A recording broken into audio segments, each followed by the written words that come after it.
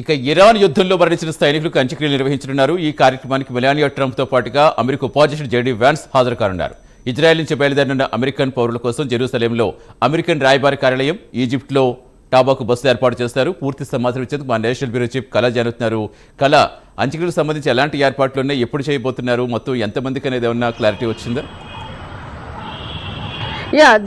మనకి ఏదైతే అంటే ఇరాన్ ఇజ్రాయెల్ అమెరికాకు సంబంధించినటువంటి యుద్ధం దాదాపు 8వ రోజు. ముఖ్యంగా ఇరాన్ కంటే అమెరికాకు సంబంధించినటువంటిది కువైట్లో షెయిబా ఓడరేవులో దాదాపు 6 అమెరికన్స్ సైనికులు మరణించిన తర్వాత వెంటనే వారికి సంబంధించినటువంటి మృతదేహాలను ఇటు జెరూసలేం మనకు సంబంధించినటువంటి వారి కార్యాలయంలో ఒక రోజంతా కూడా అక్కడ పెట్టడం జరిగింది. అక్కడి నుంచి కూడా ఇటు అమెరికాకు ప్రత్యేకమైనటువంటి విమానంలో తీసుకురావడం జరిగింది. మరికొద్దిసేపట్లో ఏదైతే అమెరికా సైనికులు మరణించినటువంటి వారి అంత్యక్రియలకు కూడా ఇటు వైట్ హౌస్ అధికారికంగా కూడా అధికారులు అంటే పాల్గొనబోతున్నారు. దీనికి సంబంధించినటువంటి వైట్ హౌస్ చాలా కీలకమైనటువంటి ప్రకటన చేసింది. ఇందులో దాదాపు మెలానియా ట్రంప్ ముఖ్య అతిథిగా ఇక్కడ అంటే వారికి సంబంధించినటువంటి మంత్రివర్గం అందరూ కూడా ఇందులో పాల్గొనబోతున్నారు.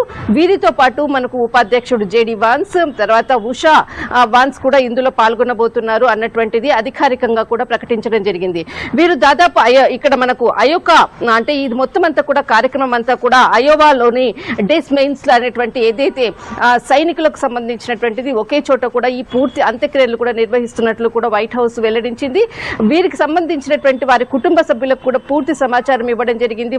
వారికి సంబంధించినటువంటిది తర్వాత అంత్యక్రియల కార్యక్రమం అంతా కూడా మరికొద్దిసేపట్లో ఇటు వైట్ హౌస్ అధికారికంగా కూడా అంత్యక్రియలకు పూర్తి ఏర్పాట్లు చేసింది. మరొక వైపు ఏదైతే అంటే ఇక్కడ మనకు జెరూసలేము తర్వాత మనకు ఇజ్రాయెల్లో ఉండేటటువంటి అమెరికా అధికారులపై అటు ఇరాన్లో ఉండేటటువంటి ఏదైతే హోటల్లో బస చేసినటువంటిది అక్కడ అంబెసీస్ లో ఉన్నటువంటి అధికారులను కూడా అక్కడి నుంచి తరలించి ఇజ్రాయెల్లో తీసుకురావడం జరిగింది గత 2 రోజుల క్రితంగా. అక్కడి నుంచి వీరికి ప్రత్యేకంగా కూడా స్పెషల్ బస్సెస్ హై సెక్యూరిటీ మధ్య వారిని జెరూసలేంలోని ఇక్కడ అమెరికాకు సంబంధించినటువంటి అంబెసీస్ కి తీసుకురావడం జరిగింది. వారి నుంచి అక్కడి నుంచి కూడా చాలా మంది ప్రజలు తర్వాత అధికారులు కూడా ఇటు అమెరికాకు రావడం కొరకు వారి కొరకు ప్రత్యేకమైనటువంటి ఏర్పాట్లు కూడా చేయడం జరిగింది. అయితే ఇక్కడ మనకు కువైట్ లో ఏదైతే ఇక్కడ షెయిబా అన్నటువంటి ఏదైతే దీంట్లో అంటే ఓడరేవు ప్రాంతంలో జరిగినటువంటి వైమానిక దాడుల్లో మరణించినటువంటి వారు 6, కానీ అంతకంటే కూడా ఎక్కువ సంఖ్య ఉంది అంటూ కూడా అటు ఇరాన్ చెప్తున్నటువంటి అంశము.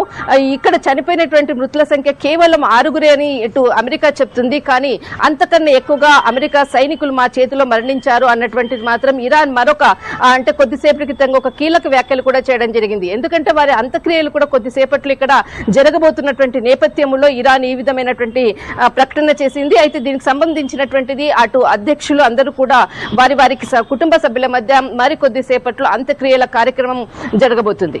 రైట్, థ్యాంక్ యూ కళ.